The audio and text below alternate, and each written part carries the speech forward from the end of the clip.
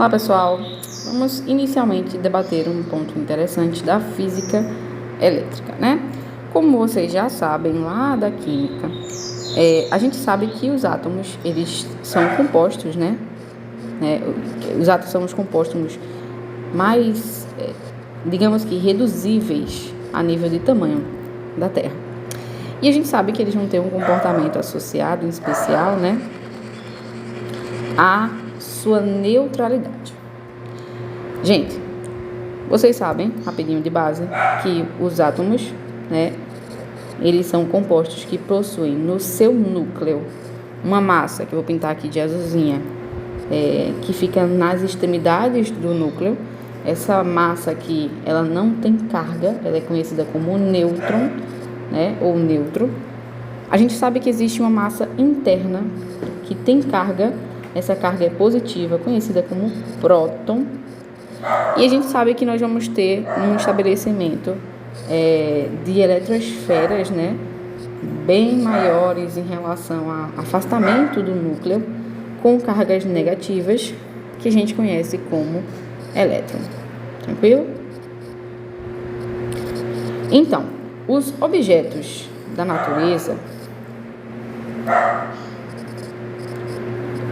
eles costumam estar em neutralidade. Ou seja, embora os corpos todos sejam dotados de cargas positivas e de cargas negativas, normalmente esses corpos estão em equilíbrio elétrico. Ou seja, o valor do próton é equivalente ao igual do elétron. Beleza? Então, pagando aqui rapidinho, vamos iniciar a aula de hoje. A gente vai falar um pouquinho hoje sobre a física elétrica eletrostática, né? Que basicamente é o estudo das cargas elétricas que estão nos corpos. Beleza? Então vamos lá.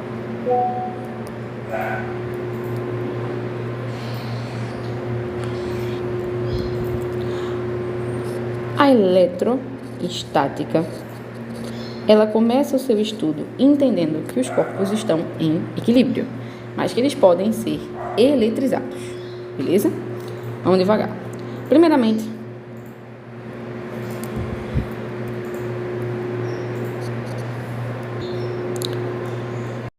vamos a um exemplo, né, de como a carga elétrica da matéria pode se comportar.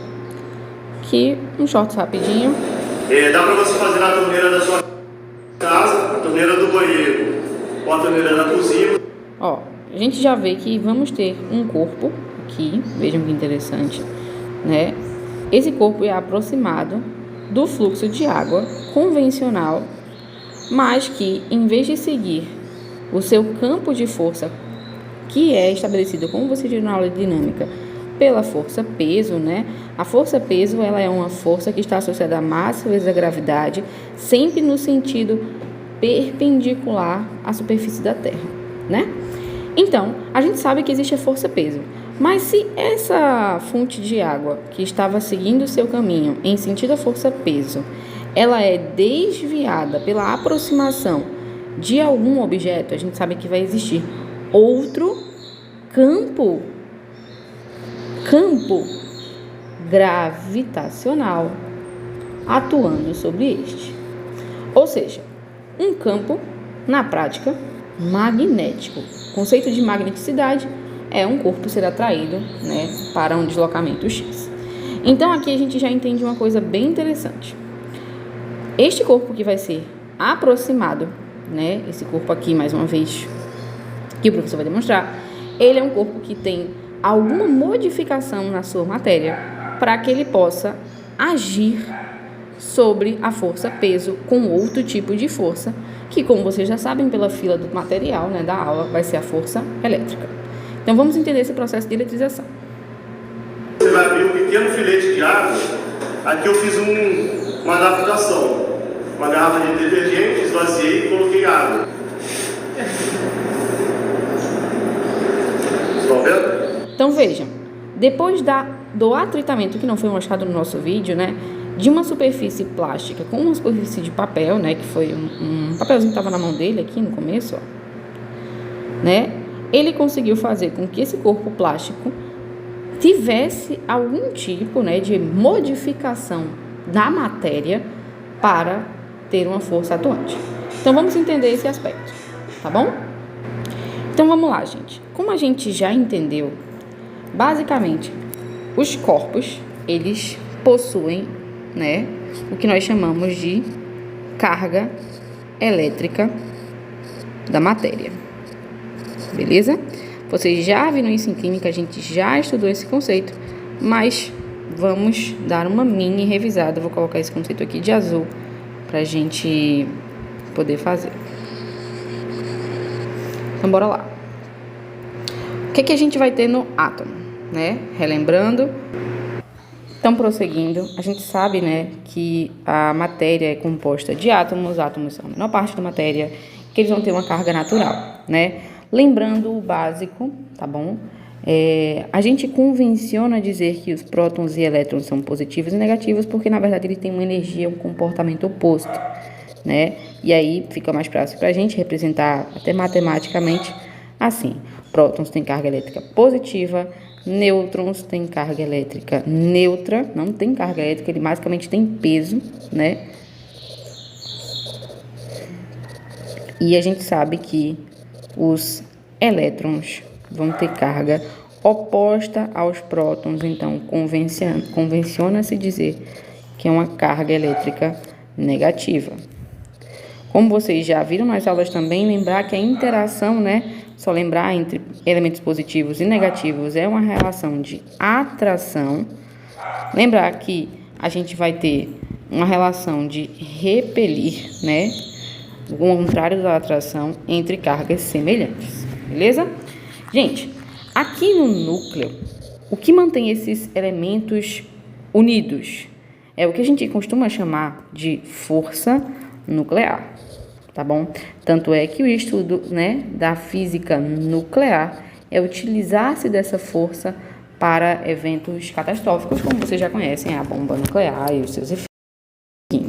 Sabendo que a gente tem a noção, né, que existe uma força nuclear, vocês também já sabem que a única parte da matéria que existe moção, né, que existe movimento, são os elétrons, né? A perda e ganho de carga elétrica voltada a elétrons é o estudo, né, da nossa física elétrica.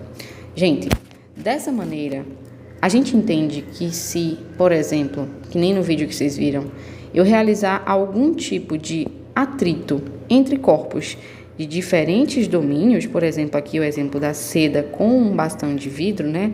Sendo aqui, ó, o vidro. Há uma tendência de corpos, como vocês já sabem, né? O vidro ele é composto de materiais metálicos, né?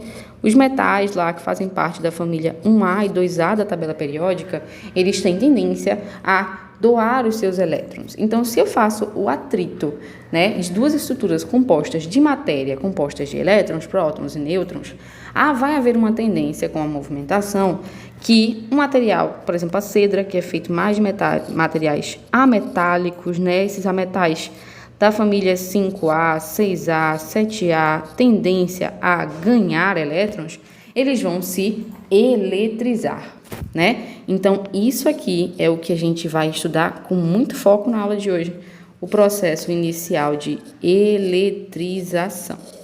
Então, a eletrização, só para a gente ter noção, é quando um corpo, tá? Ele é induzido.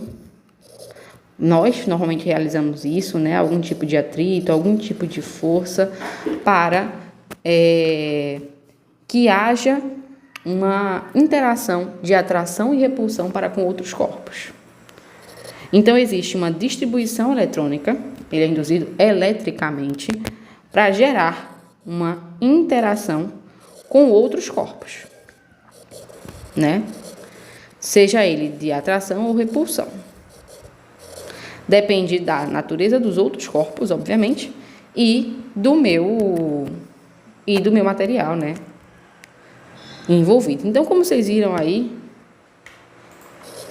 no caso, por exemplo, do filete de água, o filete de água, né, no vídeo ele estava passando aqui, seguindo a força-peso, e ele é atraído, eu coloco meu material, um pente, por exemplo, ele é atraído para o pente. Isso tem a ver com a natureza da água ser um pouco mais polar, né? Ela tem um pouco mais de carga elétrica, e do meu pente que estava eletrizado, beleza? Vamos seguir. Tendo noção disso, a gente precisa entender que na eletrização existem vários processos de eletrização, tá bom? Então, eu vou agora aumentar um pouquinho isso aqui, para a gente já definido a eletrização. A gente vai entender agora os tipos de eletrização. O ponto é eu entender que a eletrização vai ter esse objetivo, né, de relacionar um corpo com outro através de algum tipo de atração. Vou colocar esse bloquinho aqui do estudo de azul, para ele se diferenciar do resto do estudo. Vamos lá, entender eletrização. É importante ter a noção, né, que a gente vai ter vários tipos, obviamente, começando pelo que vocês já viram, que é a eletrização por atrito. Na eletrização por atrito, gente, a gente vai ter a disposição de um material e outro material, como a gente tem aqui o caso do vidro que vocês viram. Eles vão ser atritados e eles vão se organizar com cargas opostas. Enquanto o vidro vai ficar com uma carga positiva, ele vai ficar com carga positiva porque, na verdade, ele doou os elétrons de sua superfície. Elétrons esses, que vocês lembrarem da química, eles são elétrons já bem afastados, né, do núcleo, porque um metal tem tendência a doar mesmo esses elétrons, então ele realmente afasta-os da sua superfície, e a seda vai ganhar esses elétrons. Então, na eletrização por atrito, o que ocorre? A gente vai ter vamos lá, existe o transporte de elétrons pela ausência de forças na eletrosfera. Normalmente uma força nuclear, né? Porque, como vocês viram, vai ser um material que já tem uma tendência a doar esses elétrons, né? Ela é quantificada, essa carga para a gente, na física, é chamada de Q. Deixa eu botar um roxinho aqui, né?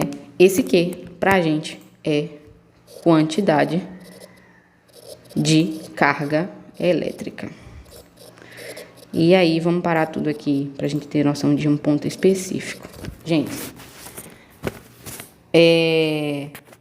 vocês têm noção que isso é um transporte de elétrons, tá bom? E como é que eu vou quantificar a quantidade de elétrons que foi transportada? Depende do número de elétrons e quanto é a carga de um elétron. Isso é básico. Se a gente está falando de um transporte de elétrons, a gente estuda essa parte inicial para entender justamente isso, né? O que é um valor eletrônico. Então, vamos lá. Eu vou abrir aqui outro espaço para você ter noção que isso é outro conceito, mas que a gente já pode introduzir agora. Na verdade, a gente estuda tudo isso para entender agora. Se a eletrização por atrito, que é esse nosso caso aqui, ó, né? Ela é o transporte de elétrons. Eu preciso ter noção de outra parte do conteúdo agora, né? Que vai ser a lei de Coulomb.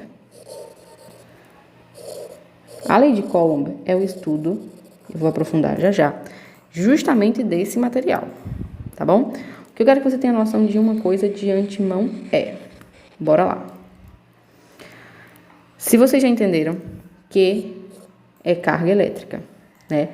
E a carga elétrica é um transporte de elétrons, então eu tenho que levar em consideração N, número, deixa eu aproximar, o número de elétrons que foi transportado, né? Então, Q é a quantidade de elétrons. E que é a quantidade de carga de um elétron. Um elétron tem uma carga fixa de 1,6 vezes 10 a menos 19, na notação científica C. C é a nossa carga para carga elétrica, que é chamada de Coulomb. Beleza? Então, eu vou fazer uma puxadinha aqui, só para vocês terem noção disso, tá? Essas coisas estão 100% relacionadas. Vamos isolar aqui. Daqui a pouco a gente vai voltar para a lei de Coulomb de novo, mas eu vou isolar aqui de roxinho, pra vocês terem noção que é uma parte do conteúdo que pertence, né, na verdade, ao estudo da eletrização. É com o estudo da eletrização que a gente consegue entrar na lei de Coulomb. Beleza? Bem, vamos voltar. A gente já entendeu a eletrização por atrito, mas existem outros tipos de eletrização. Existe um tipo de eletrização muito conhecido, que é a eletrização por contato. Vou mostrar para vocês uma imagem que vai ficar bem fácil. Então, vamos lá. Na eletrização por contato, gente, é simples. E aí, eu vou precisar entrar em um pontinho com você que eu vou colocar aqui embaixo para ser a nossa observação, tá? Existem alguns tipos de corpos que eles vão ter condutas isoladas, né? A gente vai conversar sobre isso. Mas, no geral, existem corpos que são chamados de corpos condutores, tá bom? Os corpos condutores, eles, na verdade, não são corpos, né? São materiais. Os materiais condutores, eles têm a naturalidade de que as cargas se espalhem por todo o material, tá? Então, por exemplo, você sabe que se você pegar uma superfície de metal, um garfo de metal, e tentar inserir em algum ponto de eletrização, você vai levar um choque. Por quê? Porque se você enfiar um garfo, por exemplo, numa tomada, eu já fiz isso quando criança, minha família quase morre, e que muita criança faz isso, por isso tu protege as tomadas, né? É porque a gente sabe que a carga elétrica ali vai se distribuir por todo o material.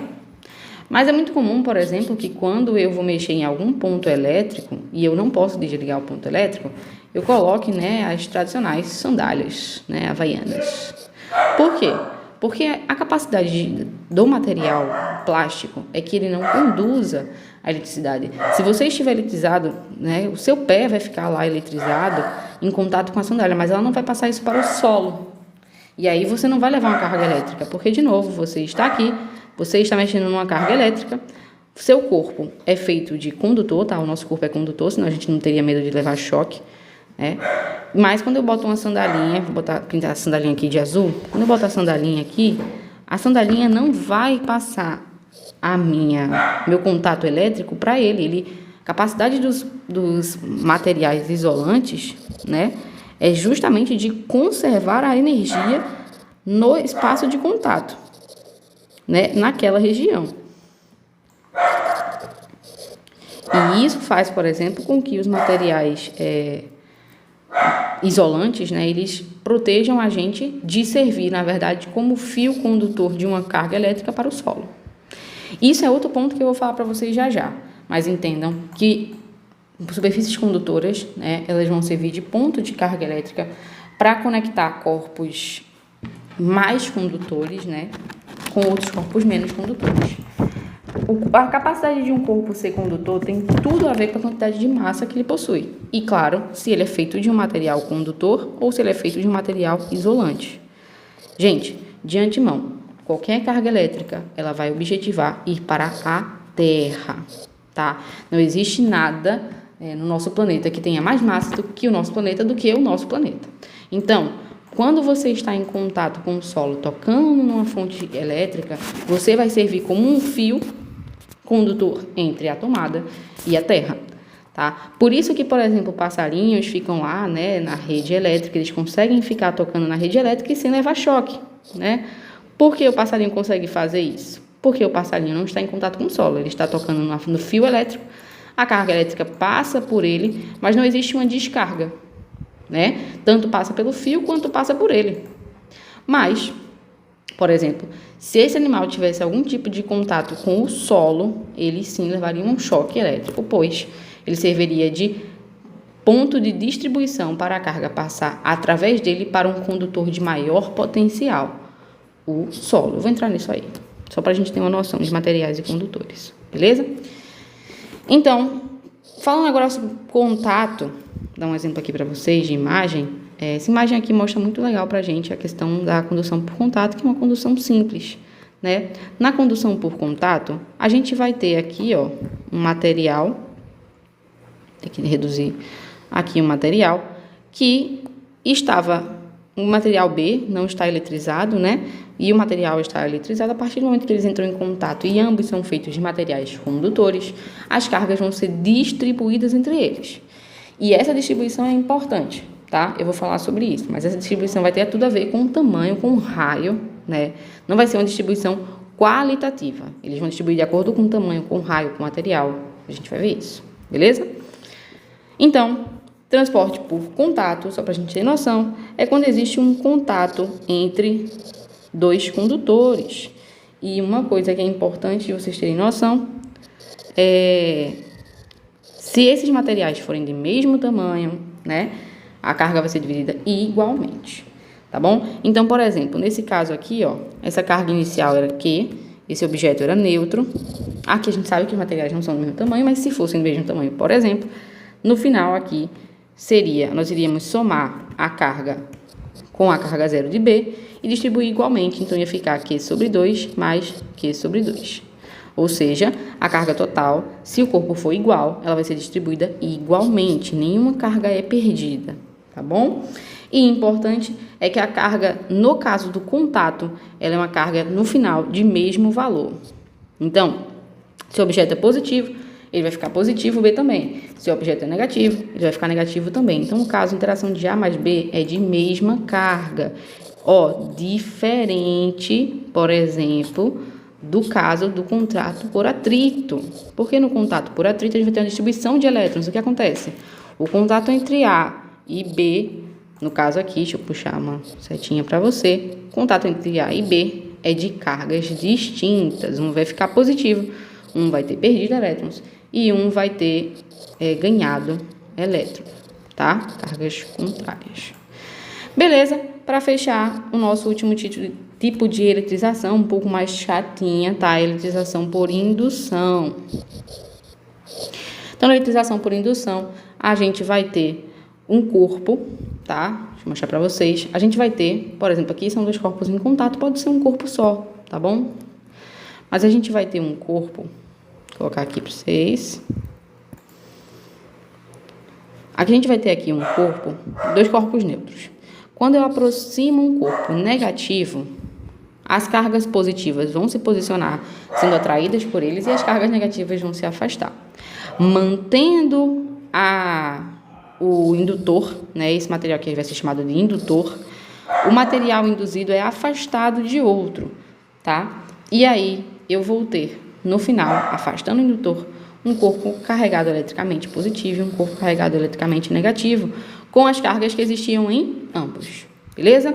Então, na indução, a gente vai ter uma indução eletrostática. Por que eletrostática? Porque as cargas, elas não se moveram, elas mantiveram-se dentro dos corpos e foram induzidas, tá? O estudo da eletrostática é carga sem movimentação. O que é carga com movimentação? Corrente elétrica. É o caso do hominho que eu botei aqui para vocês, enfiando a mão na tomada. Mas o estudo da eletrostática, né, é justamente essa questão de movimentação dos corpos dentro deles. Vai haver a indução elétrica, eletrostática, do corpo B, na verdade, e A, através de um indutor,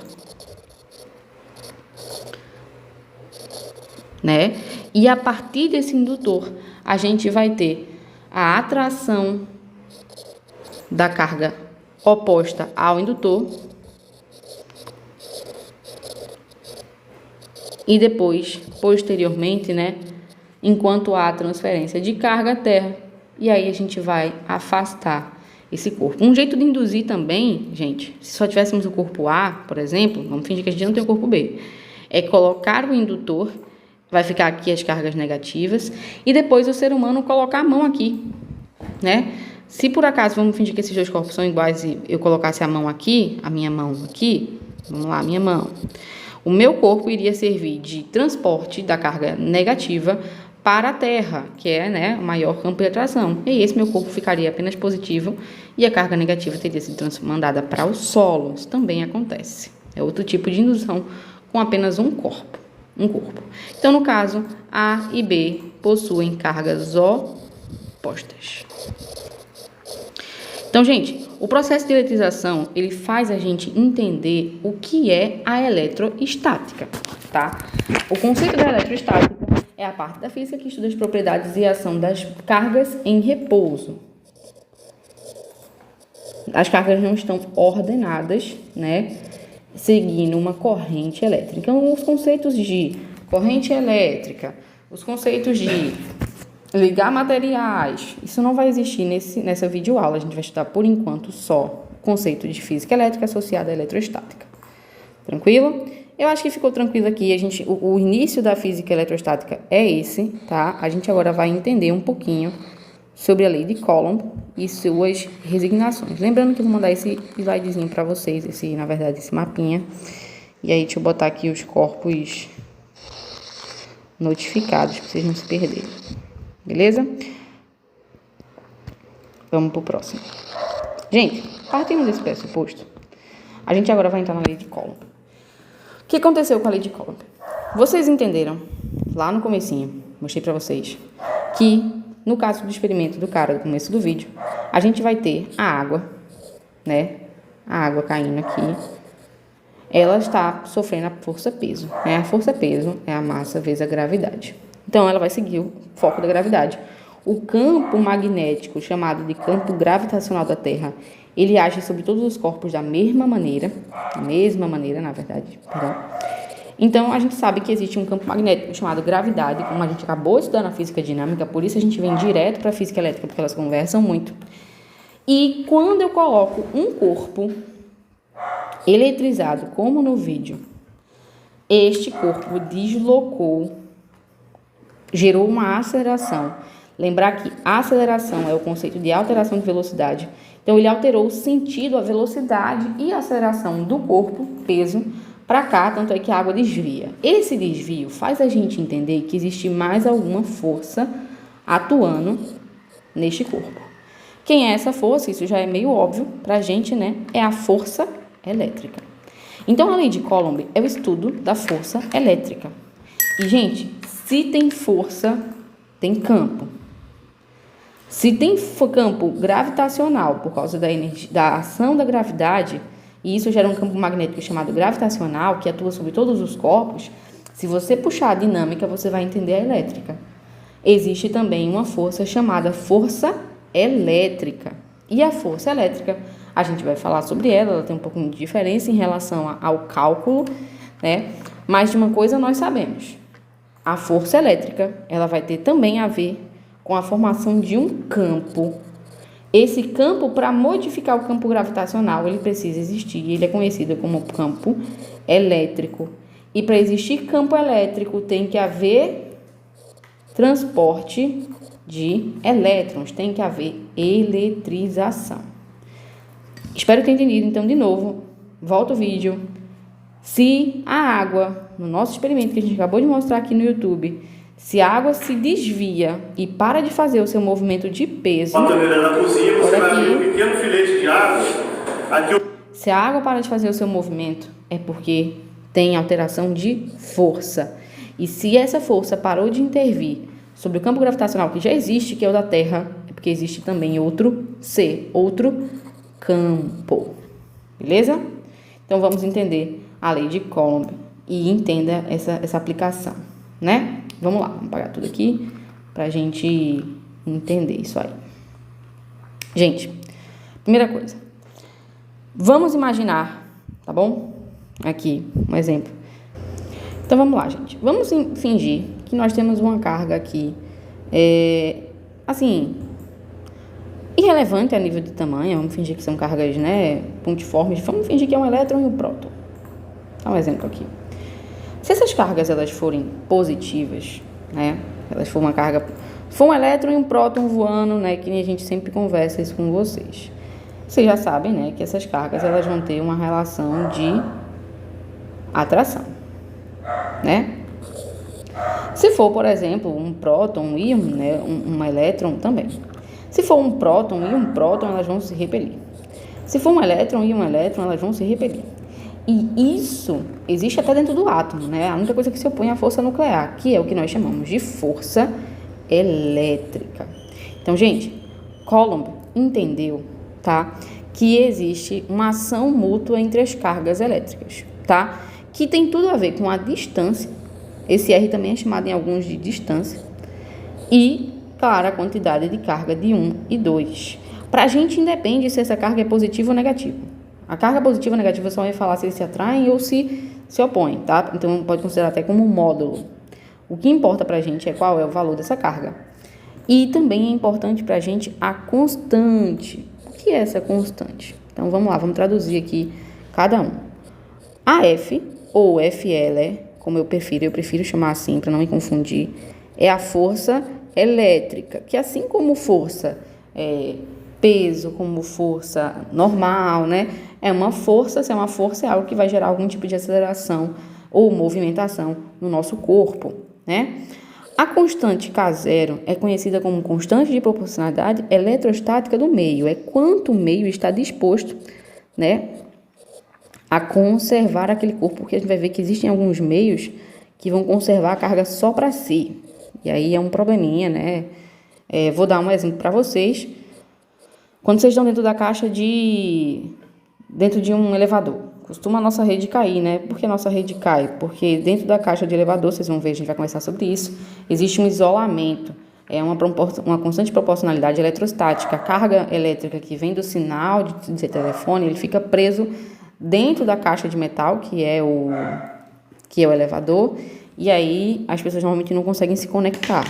Aqui, normalmente utilizado pelas questões é o vácuo, tá? No vácuo, a gente vai ter 9 vezes 10 a nona, e o valor que é Newton, porque vai termos força, metro quadrado, né? Porque a nossa distância é o quadrado, e sobre Coulomb ao quadrado, né? Que é a nossa carga. Isso aqui é a constante de proporcionalidade que a maioria das questões coloca pra gente. E a gente vai ter, né? Como vocês já sabem, a unidade de carga elétrica, que é chamada de Coulomb, beleza? A gente acabou de ver aqui quando a gente pensou em Q, né? Carga elétrica. Além disso, Q1 e Q2, vocês já sabem, vão ser as cargas do corpo 1, corpo 2.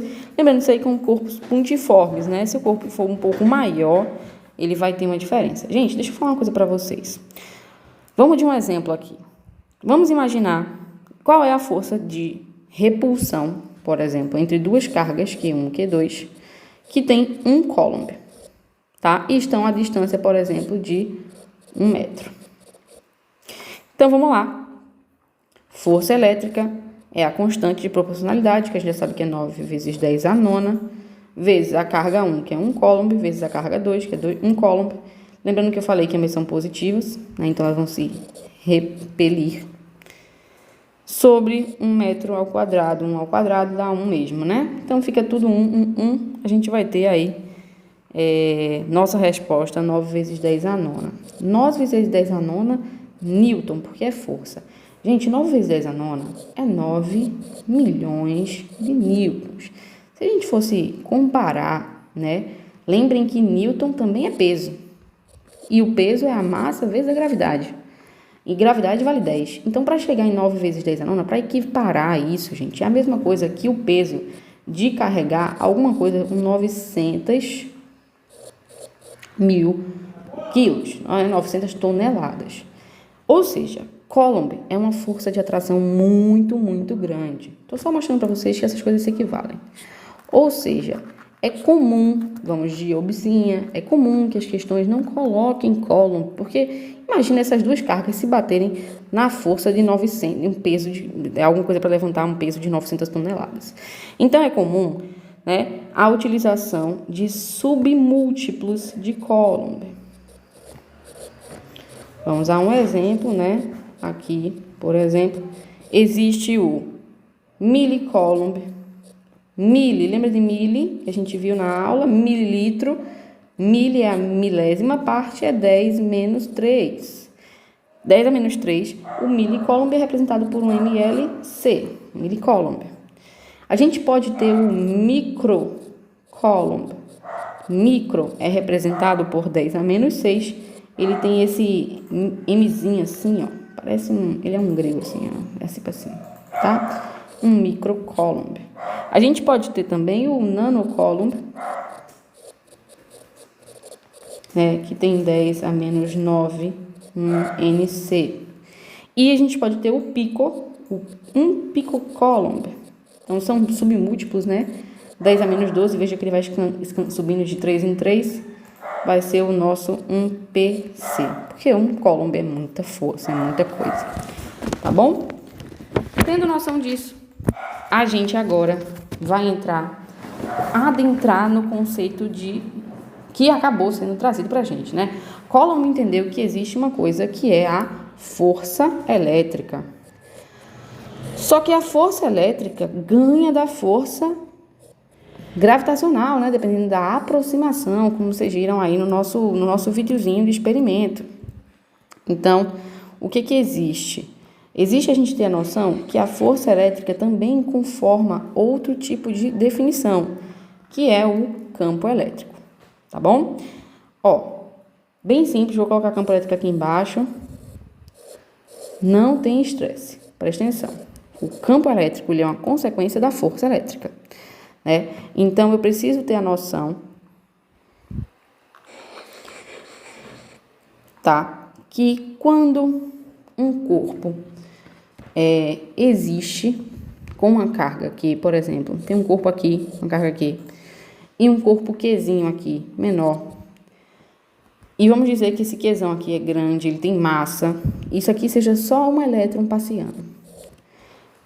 Dependendo da força do meu campo elétrico, né? O campo gravitacional, por exemplo, vocês sabem que ele age sobre todo mundo. Mas depende da aproximação que os corpos estão da Terra, né? Um asteroide que passa muito distante da Terra, ele não vai sofrer a influência do campo gravitacional da Terra. Um asteroide que passa mais próximo da Terra, ele vai sofrer a atração e vai passar a exercer a ação, a força, peso sobre este, né? Então, o que acontece, gente? Um campo elétrico, ele tem o papel de transmitir interações entre as cargas, de aproximação, né, neste caso, ou de afastamento. O campo elétrico, ele tem tudo a ver com a força, tá bom? Então, vamos devagar, para a gente não se estressar. Se a gente já viu que o campo elétrico tem tudo a ver com a força elétrica, por definição, o campo elétrico medido em E, ele tem a ver com a força elétrica de atração ou repulsão que vai existir ali naquele corpo, tá? E com a carga Qzinha envolvida, né? Então, o campo Q aqui, ele exerce um campo gravitacional. Campo elétrico, desculpa, gravitacional não. Depende se o tamanho dessa massa, né? Vai ter uma aproximação, a aproximação aqui não vai ter tão importante, neste momento não. O que eu preciso ter noção é o tamanho desse cara e a força que vai existir entre eles. O campo gravitacional existe sozinho, né? Mas o tamanho, o valor escalar da carga elétrica que existe entre um e outro é que vai gerar o meu campo elétrico, tá bom? Então, gente, vê. Se força elétrica é Newton, que é força, e carga é Coulomb, a gente vai ter uma medida, né? NC, Newton sobre Coulomb, que a gente costuma chamar de volt por metro. Por quê? Porque também vai envolver distância, eu vou falar com vocês, tá? Então, entenda o campo elétrico para a gente poder aprofundar nas questões de campo elétrico, tá bom? Bem, vamos agora aprofundar nas questões de campo elétrico. Então, veja, o campo elétrico existe, beleza? E ele vai influir agindo sobre uma força. A força vai gerar um deslocamento. Olha, vamos lembrar da aula de dinâmica. Qual é a relação entre força e deslocamento? Veja, o campo elétrico ele é uma medida não real, né? Ele simplesmente não existe de factível.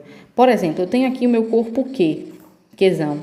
Se eu não colocar um corpo Qzinho, não vai existir uma interação entre eles. Então, isso é uma medida entre dois corpos. Mas, a partir do momento que eu faço um deslocamento com o meu corpo, aí o meu campo elétrico começou a ter uma atuação, né? E aí eu vou chamar isso de o que é uma força que gerou um deslocamento. Lembra que eu falei para vocês que era uma citação de redação praticamente?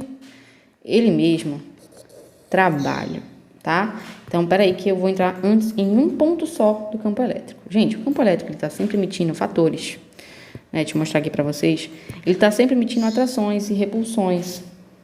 Deixa eu ver se eu consigo botar aqui para a gente conseguir visualizar bem, tá? Só que existe meio que um comportamento que já é natural, né? Qual vai ser o comportamento natural? Claro que isso é uma interação entre Qzão e Qzinho, né?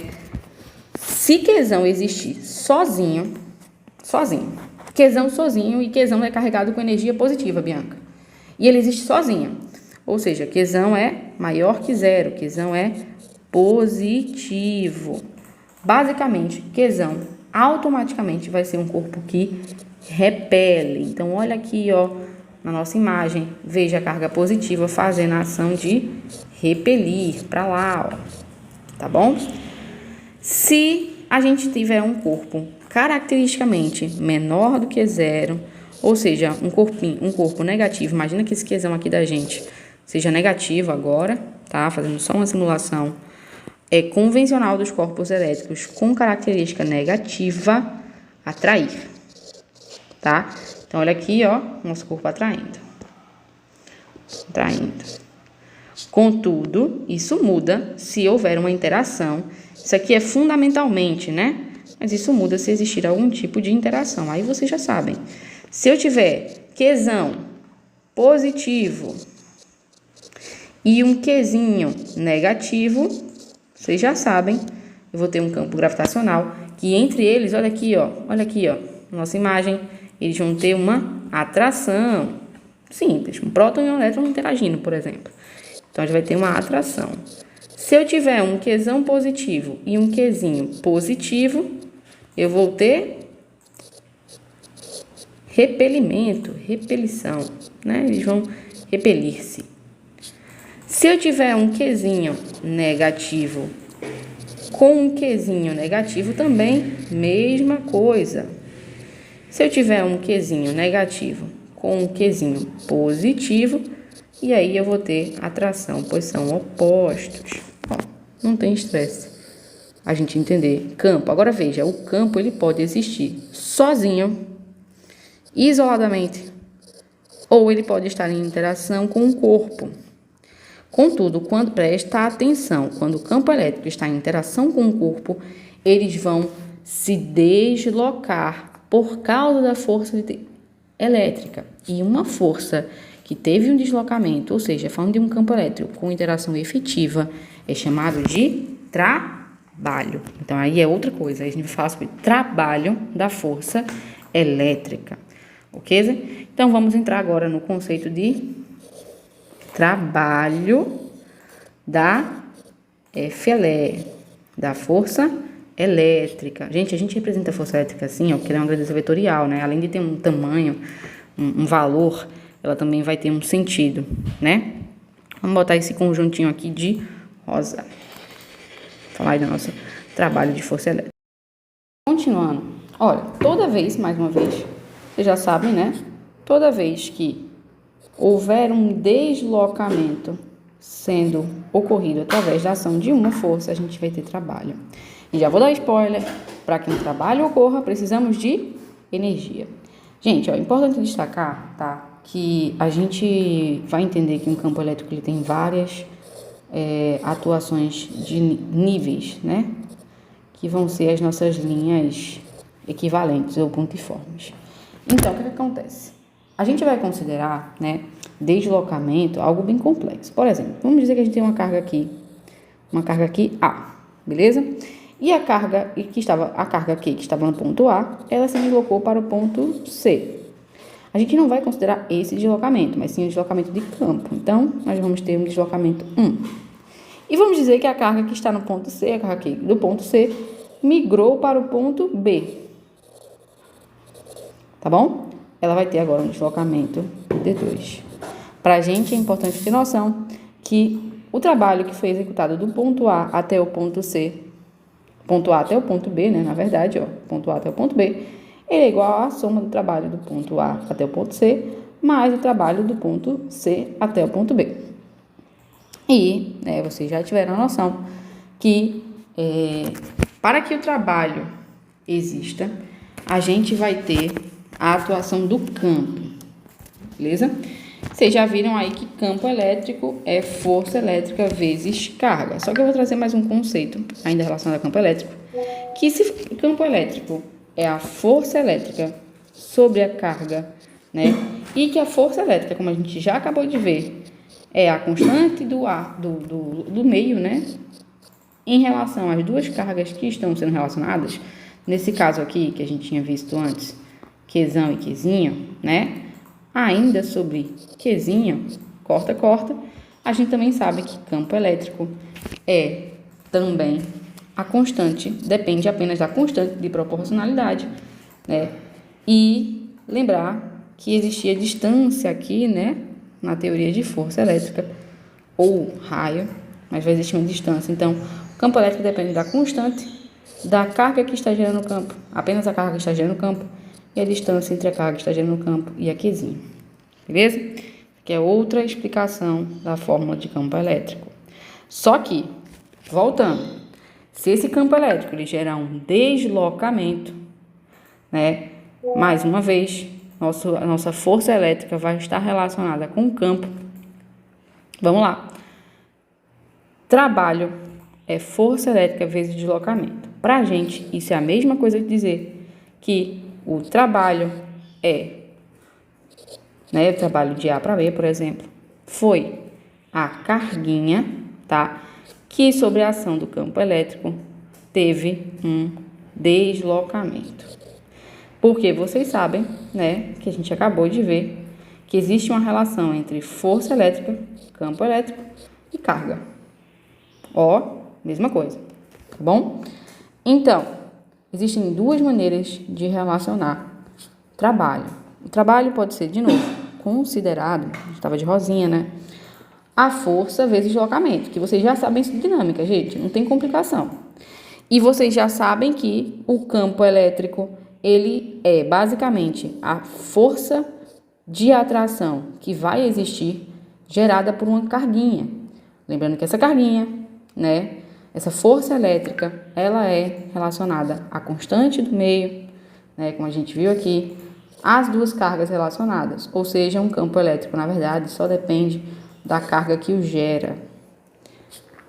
E, mais uma vez, voltando para a nossa definição de campo elétrico, relacionando, né, força e campo elétrico, se campo elétrico é força sobre a carguinha, né, a carga menor relacionada, a carga que está entrando no campo elétrico de uma carga maior, então é a mesma coisa dizer também que eu posso substituir força elétrica por, tá dividindo, passa multiplicando, força elétrica tem tudo a ver com a relação entre o campo elétrico e a carga que está adentrando a ele. Tranquilo? Ó, essa parte pode dar uma confundida, então volta um pouquinho. Outra coisa que eu quero falar para vocês. Isso aqui é considerando um campo uniforme, tá? Ou seja, vamos dar um exemplo, o campo da Terra relacionado à massa gravitacional. Para todo mundo que está na superfície da Terra, o campo é uniforme, o campo atua sobre todos. Mas, por exemplo, vamos considerar a Terra aqui no universo. Então, Terra, vamos considerar aqui a estratosfera, né? Estratosfera. E vamos considerar aqui finalzinho, né? A camada que já está finalizando o contato da Terra para com o universo e chegando no vácuo, tá bom? Gente, no caso, aqui, por exemplo, vamos considerar a atmosfera, na verdade, e a estratosfera. É nítido que existe uma força de atração muito maior sobre os corpos que estão na atmosfera do que os corpos que estão na estratosfera. Porque o campo gravitacional gerado, ele é uniforme se eu avalio a atmosfera para com a atmosfera. Mas ele não é uniforme se eu avalio a atmosfera em comparação com a estratosfera ou a atmosfera em relação ao vácuo. Porque se os corpos passarem muito distantes, eles vão passar independente e não vão ser atraídos para a Terra. Da mesma maneira, acontece na física elétrica. Existem campos uniformes e isso tem a ver com o que eu estou avaliando do campo. Na prática, nenhum campo é uniforme. Mas existe dentro de um mesmo, né, campo pontos distintos. Vamos imaginar, por exemplo, que vamos ter uma carga que ela passa por uma linha de campo, a qual foi desenhada aqui. Carga no ponto A e a carga no ponto B. Gente, se for a avaliação de um campo não uniforme, né, que nada mais, nada menos que vocês viram, é só um ponto do campo, né, um momento do campo, um afastamento do campo, depende da quantidade de distância que eu estou considerando, vai existir o que nós chamamos de DDP, diferença de potencial no campo elétrico. O que eu estou dizendo é que existe um campo aqui atuando em A e existe um campo aqui atuando em B, mas esse campo aqui atuando em B, ele é mais fraco, ele é mais distribuído do que o campo em A, pela movimentação, né? Então, gente, isso aqui também é chamado, né, a DDP, a diferença de potencial, ela é chamada apenas de potencial elétrico, muitas vezes, tá? Então, a diferença de potencial, vamos lá, diferença de potencial é a variação de potencial entre o ponto A e o ponto B, tá bom? A diferença de potencial entre o campo A e o campo B, vamos lá, deixa eu vir aqui, vamos botar outra cor Vamos trocar para esse verdinho aqui. Trocar para esse verdinho aqui. Talvez vamos trocar para um verde mais verde, né? Trocar para um verde mais verde. Ó, essa diferença de potencial, ela vai ter uma relação, ela é uma grandeza escalar, né? Vou botar aqui DDP. Por definição, ela é uma grandeza escalar que está associada a em que ponto do campo existem polos diferentes. E vocês já viram isso, já viram campo elétrico, já viram DDP, quando a gente estudou pilhas. Lembra que numa pilha a gente vai ter o polo positivo e o polo negativo, que na verdade não é polo positivo e polo negativo, né? É o polo que tem mais chances ele tem maior potencial, então ele vai ter potencial maior para doar, e menor potencial, né? Desculpa. O ponto que tem menor potencial, ele tem menor potencial de ganhar, então ele acaba doando elétrons. E o maior potencial tem maior potencial de ganhar, então ele acaba ganhando elétrons, definindo a corrente elétrica. Então, DDP, diferença de potencial, é quanto um está mais associado a ganhar do que outro, tá? E isso aqui, na física eletrostática, tem a ver com o ponto do campo que tem mais tendência, né, a ter maior atuação no campo elétrico naquele espaço. Beleza? E isso acaba gerando polos diferentes. Lembra da pilha? Maior potencial, né? Menor potencial. E essa diferença de potencial, que também é chamada de U, tá? Ela vai ter uma relação muito forte com a movimentação da carga, porque ela vai movimentar a carga, né? É a diferença de potencial que faz uma carga se locomover de A para C, né? Por quê? Porque, basicamente, eles só vão me locomover de uma parte do campo para outra parte do campo, numa parte que tem menor atuação. Porque os corpos caem do solo para a terra, né? A nível de peso, por exemplo. Porque o campo gravitacional, a nível do contato com a terra, mas param na terra, quando chega na terra ele para de entrar, porque a nível da terra a gente vai ter a atuação de outra força. Aí, se existe uma diferença de potencial, neste caso, a gente vai ter um transporte, tá bom? Então, o trabalho, o transporte, o deslocamento gerado por uma força sobre o produto da carga, né, o tamanho dessa carga, é a definição de diferença de potencial, tá bom? Cuidado para não se confundir. Eu sei que aqui as coisas podem ficar um pouco mais estranhas, dá uma voltadinha para você não esquecer, beleza? E são conceitos que estão 100% relacionados. E vai ter um agora que vai talvez ainda mais dar uma confundida na sua cabeça, mas não deixe, bom? Não deixe. Gente, energia potencial elétrica. Isso a nível de eletrostática. Todo trabalho, para existir, ele precisa da atuação de uma energia. A energia potencial elétrica, o que é energia potencial? Lembra que a gente viu? Qualquer tipo de energia potencial vai gerar energia cinética. Energia cinética é uma massa tendo uma velocidade, um deslocamento. Então, por definição, para que haja deslocamento, isso tem tudo a ver com trabalho, tem que haver energia potencial. Ou seja, energia potencial elétrica, que é basicamente qual é o potencial de um ponto do campo para outro ponto do campo, para que haja deslocamento. Por definição, são só definições para confundir sua cabeça, tá? Mas são só definições. Ela é igual ao trabalho, tá? Trabalho. Bom? E vice-versa. Então, vamos pegar o exemplo aqui da nossa carguinha, né? Se energia potencial elétrica é igual ao trabalho é igual a energia, né, cinética, energia potencial gravitacional, que vai gerar uma energia cinética, um deslocamento do ponto A até o ponto C. Então, energia cinética do ponto A menos a energia cinética do ponto C aqui, né? Elas vão, ou seja, o deslocamento do ponto A para o ponto C, ele foi relacionado ao trabalho, né? Dessa maneira, eu também sei que trabalho, né? Trabalho, a gente acabou de ver trabalho, multiplica por aqui, trabalho é a diferença de potencial vezes a carguinha. Ou seja, o trabalho só vai ser realizado quando existir uma carga atuando em dois potenciais distintos, em locais que possam se locomover. Ou seja, energia potencial elétrica é a nossa carga. Isso aqui é igual isso aqui, né? Então, energia potencial elétrica é a nossa carga, depende da carguinha que está entrando dentro do sistema. E, basicamente, o potencial, diferença de potencial, né?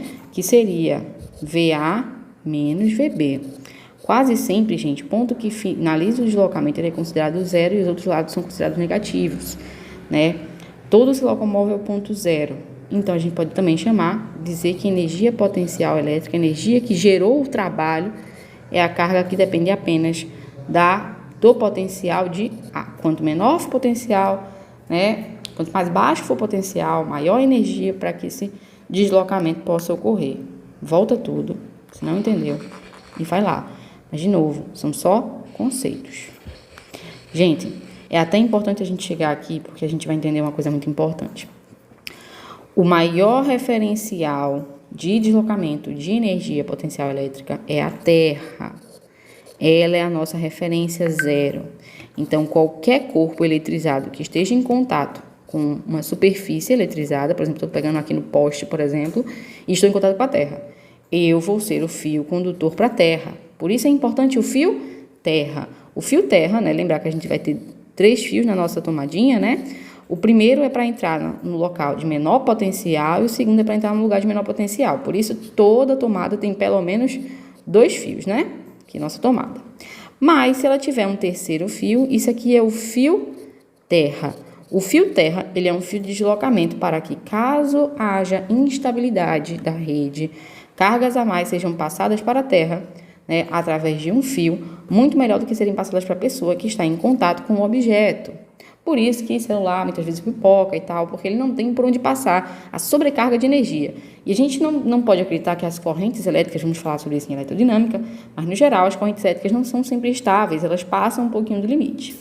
Quem é o potencial VB de todas as coisas da Terra? Praticamente as questões colocam a Terra, tá bom? E ela tem a maior potencial de todos, então sempre as coisas vão migrar para ela, tá? Ela vai ser a coisa de maior potencial elétrico, ok? Veja, praticamente acabou o nosso conteúdo, tá acabando? Vamos só para uma última coisa. Condutores, tá? Eu vou falar com vocês sobre as diferenças. Vamos lá. Entendido tudo isso, de novo, é simples, não tem estresse, você precisa entender só as definições, tá bom? A gente vai agora para condutores. O que é um condutor? Condutor é algo feito de um material, né? Que basicamente, por ter uma estrutura isolada, normalmente ele é feito de estruturas metálicas fechadas, tá? Tipo, um fio de alta tensão. Estrutura metálica fechada, isolada, né? Por exemplo, um fio é um fio, né? Ele vai ter uma distribuição equalitária em toda a distribuição, mas é pequeno. Mas vamos imaginar, por exemplo, que você está dentro de um carro. Peço perdão aqui pelo meu carro péssimo, né? Mas, se você está dentro de um carro e o carro é todo feito de eletricidade, ele é uma estrutura metálica fechada. Se você não estiver em contato com as partes metálicas do carro, estiver apenas em contato ali com a parte fofinha, né? Você vai estar isolado da entrada de eletricidade. Vocês já devem ter visto essa cena, eu vou mostrar aqui pra vocês. Não sei se já viram esse filme aqui, né? O Aprendiz de Feiticeiro. Tá bom, chega de estudar. Mas ele coloca uma cena pra gente bem interessante, ele é um estudante de física, e ele coloca uma estrutura gigantesca que fica sobre, né, a situação elétrica em uma gaiola e inicia uma descarga de altíssima potência contra essa caixa metálica. Para quem já assistiu, já sabe o resultado. Mas ele entra dentro da caixa e vamos ver o que vai acontecer. Tem uma coisa que eu quero te mostrar. O que são essas coisas? Bobinas de Tesla. Eu tava usando elas pra gerar uma coisa chamada plasma. O negócio é que eu tava tão obcecado pela parte técnica que quase que eu não percebo uma coisa linda. Eu acho melhor você entrar na minha gaiola. Com certeza é a primeira vez que alguém me fala uma coisa assim. Que bom ouvir isso. Segura nessa barra, por favor. Com as 2 mãos. Sim. Preste atenção nessa questão de segurar na barra, tá, gente? Tá. Agora aperta com força e curte o show.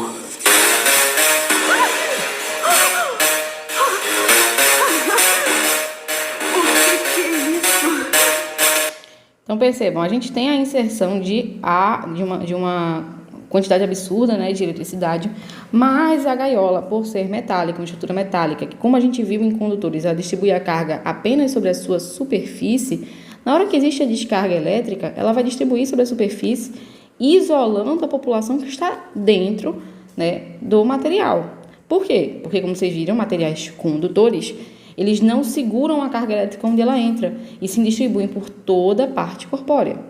E o corpo do ser humano? O corpo do ser humano ele é feito de que material, Bianca? Sim, ele é condutor, mas a carga elétrica não entra porque não existe nenhum tipo de penetração da gaiola para com o corpo humano. Mas como é possível? As bobinas estão disparando a uma frequência tão alta que as faíscas criam as ondas sonoras quando elas se movem pelo ar. Isso é tão nerd! Outra coisa importante, gente, e a gente vai agora ver isso na prática. Quando a gente fala sobre estruturas condutoras, né? As estruturas condutoras, elas, como já viram, são estruturas metálicas fechadas, né? Elas acabam, como vamos desenhar aqui uma bolinha, elas acabam distribuindo a carga equitativamente sobre a área, tá? Então, vamos dizer aqui, se eu for considerar, por exemplo, Bianca, essa área com uma determinada área Q, como é que eu sei quanto tem? Isso é chamado de densidade elétrica, tá? Esse aqui é o conceito de densidade elétrica. No conceito de densidade elétrica, a gente vai ter que a distribuição da carga depende apenas da sua área, tá? E isso acontece muito, por exemplo, com o que a gente acabou de ver. Se essa distribuição é organizada na área, a gente está dizendo que os corpos, né, ficam eletrizados na sua superfície apenas. Então, se eu considerar a área dentro, não existe carga elétrica dentro. O campo elétrico lá dentro é nulo, tá bom? E essas cargas elétricas, elas vão estar muito de maneira bagunçada, elas não vão estar ordenadas, cada um vai estar para um lado, né? Pois não existe uma diferença de potencial. Agora, se por acaso eu conectar, por exemplo, esse meu carro, tá aqui o carro, se eu conectar esse carro diretamente com a terra, só a estrutura metálica, um exemplo, né? Ele vai ter uma diferença de potencial. Pronto, essa gaiola de Faraday que vocês estão vendo aí, ela está conectada com o solo, mas ela está tão isolada que ela acaba distribuindo as cargas entre si.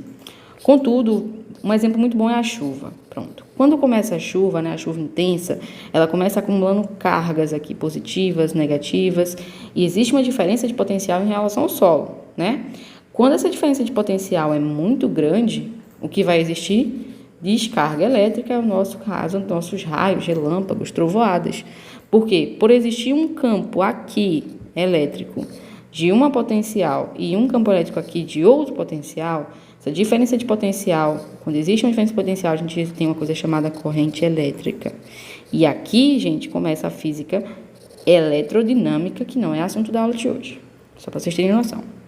Esses procedimentos aqui, essas estruturas sólidas que são feitas de condutores e não estão em contato com uma estrutura que tem uma diferença de potencial, é chamada também como experimento de gaiola de Faraday. A gaiola de Faraday, como vocês acabaram de ver no vídeo, ela é basicamente uma estrutura que foi eletroestaticamente totalmente protegida. Então, quem está dentro está totalmente protegido, porque vai haver uma eletrostática, né? Vai manter-se as cargas onde estão, se distribuindo pela estrutura, mas sem existir uma diferença de potencial em relação a outro material que faça com que ele seja descarregado e forme uma corrente elétrica. Também é importante a gente ter noção de um evento que acontece muito, né? Vamos fingir que a gente tem, por exemplo, um corpo assim, né? Lembrando que densidade elétrica é a densidade se distribuindo, né, pelo espaço, e que o espaço, a área, por exemplo, disso aqui, uma bolinha, vai ser 4πr². Se por acaso, gente, eu tiver um corpo com uma diferença de raio, por exemplo, esse biquinho aqui, a gente vai ter uma distribuição, né? Veja, área e carga vão ser diretamente proporcionais, a gente vai ter um maior acúmulo, né, de cargas nesse ponto. Este efeito é chamado efeito corona, tá? Por quê? Porque no efeito corona, as superfícies que tem uma ponta, né, também é chamado de efeito ponta, as superfícies que tem uma ponta assim, elas conseguem transportar as cargas mais fáceis para o ar. Como vocês viram, por exemplo, o que estava disparando os raios na brincadeira aqui do vídeo. Veja, que é a bobina de Tesla, né? Ela vai ter uma estrutura meio bucólica assim, uma boquinha, pronto, que é justamente para reduzir o raio, aumentar a quantidade de cargas e isso conseguir fazer com que essa energia seja disparada, ela saia daquele espaço. Isso, por exemplo, acontece muito por exemplo, eu estou embaixo de uma árvore, vou levar um choque? Vai levar um choque. Ele vai ter uma diferença de raio em relação a isso que vai gerar uma diferença de potencial. Eu vou abrir uma sombrinha. Se você abrir uma sombrinha, a sombrinha vai ter uma ponta lá também, né? Que vai gerar diferença de potencial, de concentração de carga que vai receber a carga elétrica. Por isso que as casas têm para-raios, né? O para-raio ele vai ser uma estrutura pontuda que vai gerar um efeito corona, além de outros efeitos, para distribuir a carga mais fácil na ponta e conseguir transportá-la. Beleza?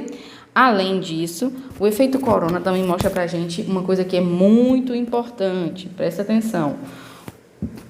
Isso aqui é importante. Vou até apagar essa parte aqui pra gente fechar a aula de hoje com esse último conceito. Se a gente tiver um condutor, né, seja ele qual for, e ele tiver com uma carga aqui, por exemplo, ele vai gerar um campo, vai adquirir um potencial elétrico V. Se eu botar um material com carga 2Q, por exemplo, ele vai adquirir um potencial dobro disso.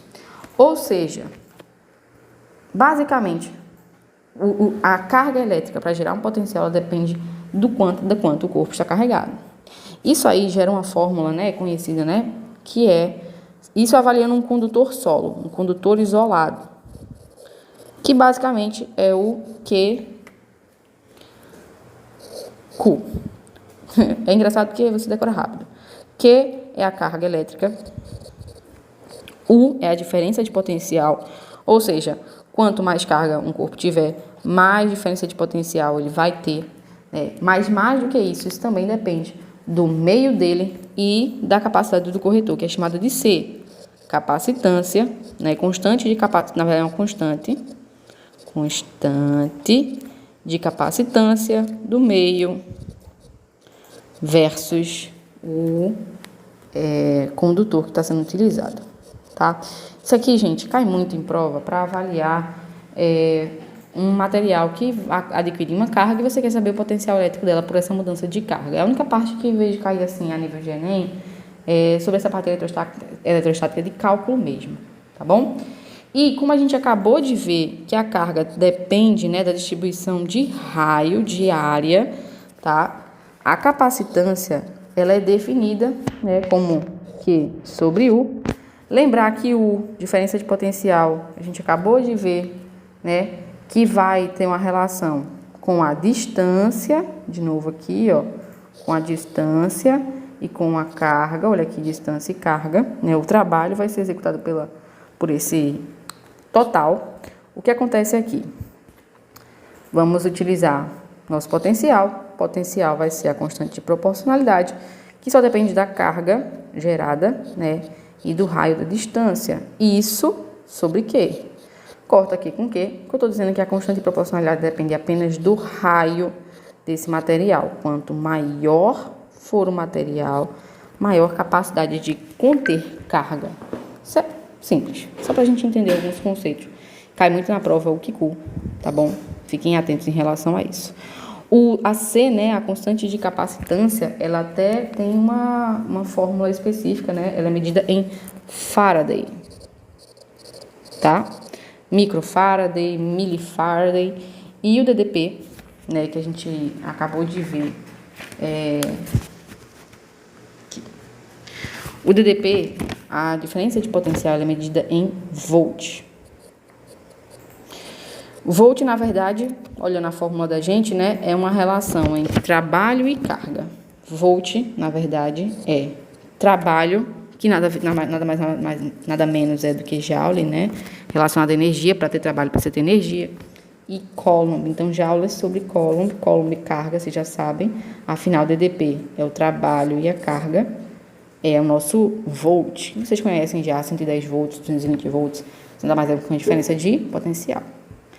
Gente, é isso. Não é uma aula simples, é muito mais uma aula conceitual. Espero que tenham entendido. Eu vou mandar para vocês esse material e qualquer dúvida podem falar. Beleza? Beijão. Tchau, tchau.